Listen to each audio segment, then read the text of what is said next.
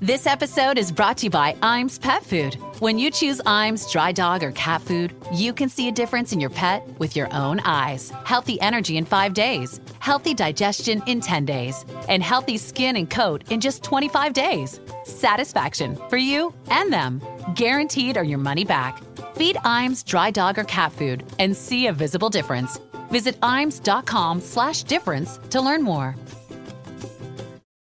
Want to shop Walmart Black Friday deals first? Walmart Plus members get early access to our hottest deals. Join now and get 50% off a 1-year annual membership. Shop Black Friday deals first with Walmart Plus. See terms at walmartplus.com. Hey guys, Akil here. Welcome back to the Trading Coach Podcast. Today we're going to talk about my most important trading rule, while involved in a trade. Now, before we hop into it, do me a big favor.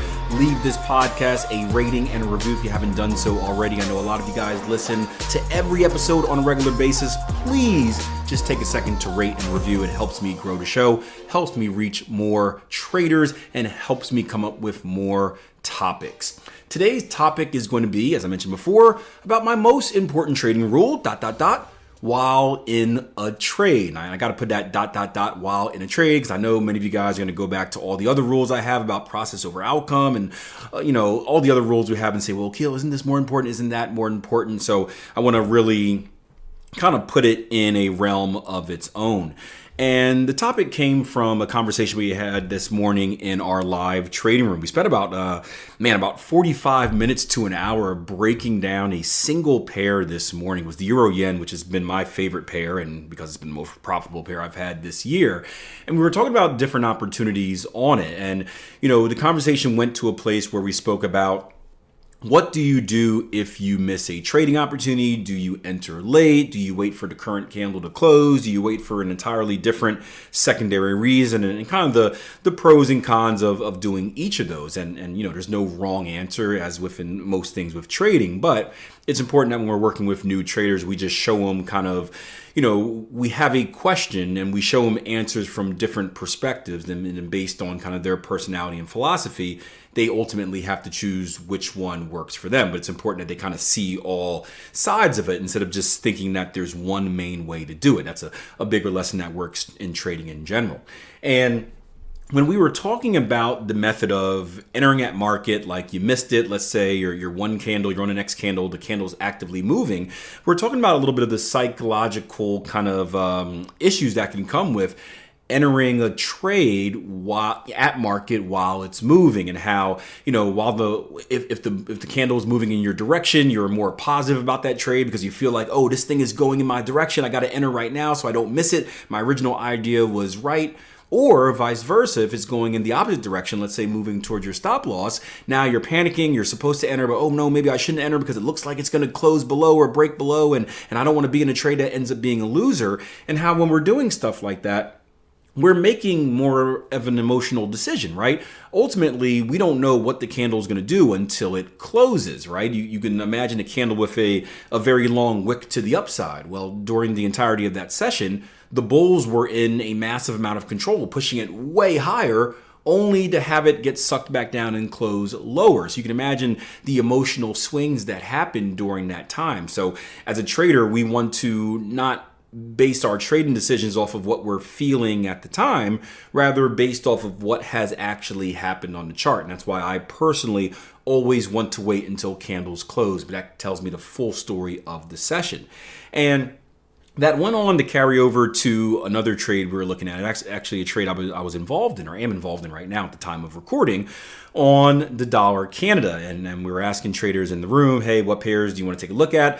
Anything but the dollar Canada, because I have a very important rule, and it's that I do not watch my trades while they are in progress. Now, let's kind of dig into that a little bit more. I do watch them. I actively trade manage, meaning that I actively trail my stops as price is going in my direction. So I do take a peek at them. But what I mean by when I don't look at them is I don't actively look at the chart. So if I enter a trade, right, aside from back in my day trading days where things happen really, really quick, so you got to be on there to pay attention, right? If I take a trade, I don't sit there and stare at a chart. I don't sit there and watch it tick by tick by tick by tick, because that will drive you nuts, right? Imagine watching you, and some of you guys have probably done this before. Leave a comment below if you have.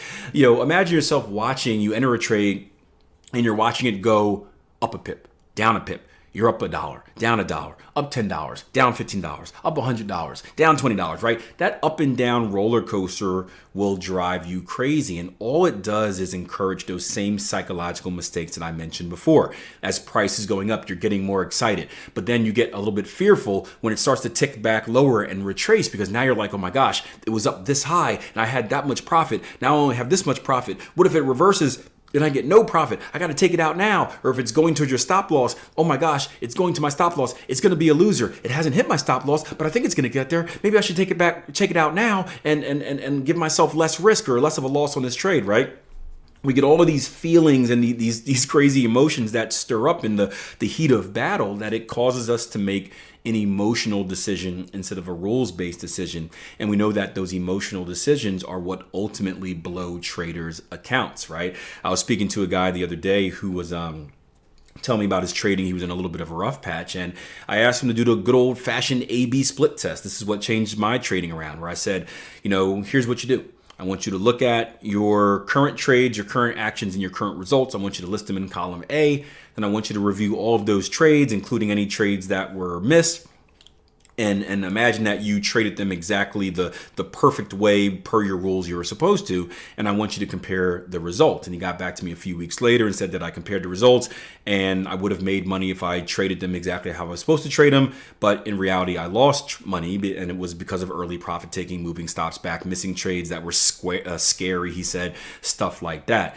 Again, we don't see this thing until we actually kind of write it down and have the numbers in front of our face. And that's what kind of stopped me from blaming everyone in the world for my trading woes, and accept responsibility and ultimately change my trading around for better. And I think that can do the same for you guys. So I highly recommend doing it.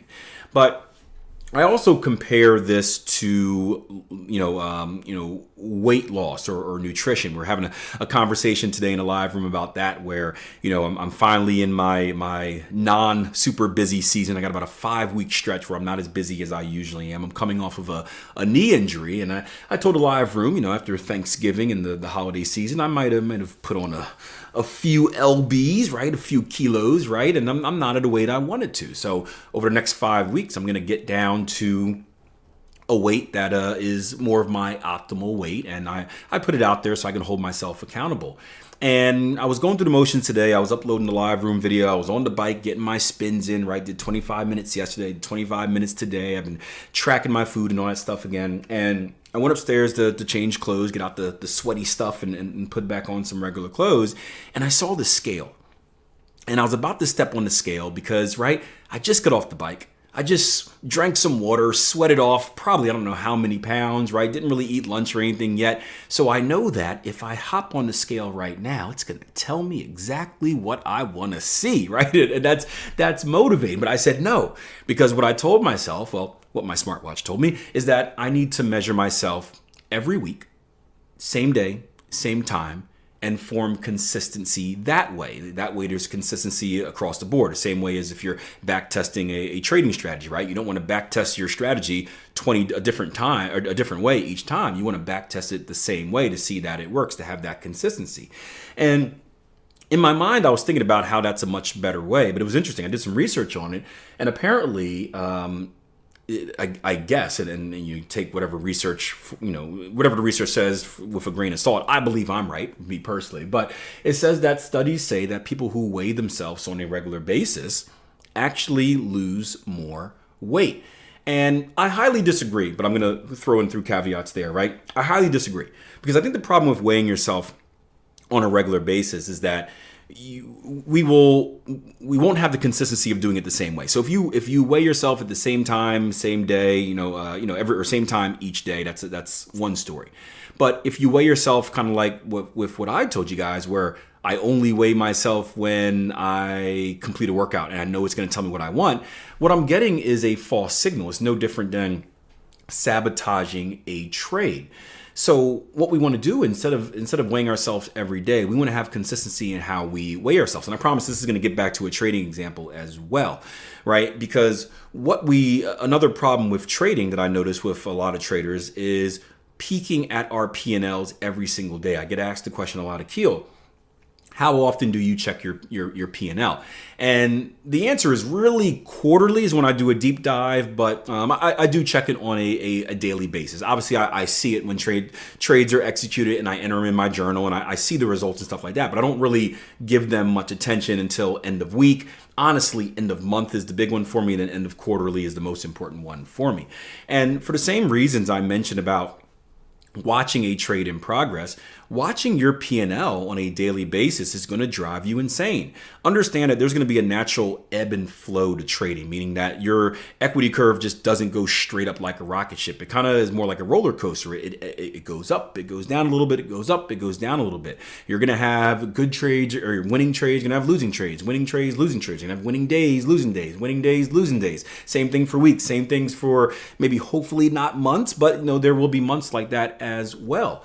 And if you're watching your P&L like a hawk every single day, it's going to drive you insane when you have those losing streaks. It's going to, maybe get your ego a little bit bigger than it should be when you have those winning streaks. And again, all those things do is increase your chances of making psychological mistakes. I can't tell you how many traders I've spoken to where it's like, Akil, I just took 2 losses in a row and now I'm so afraid to take the third one because I'm looking at my P&L and I don't want to lose again. And it's because they're staring at their equity curve getting lower and they assume that the next trade is going to do the same thing.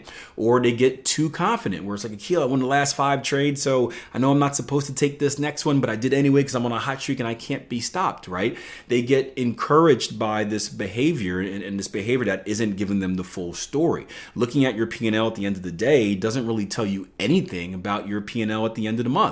Weighing myself as soon as I get off the bike doesn't really tell me anything about what my weight's going to be at the end of the week or even the end of the day or as soon as I eat lunch after recording this podcast. So we don't want to give ourselves that false expectation.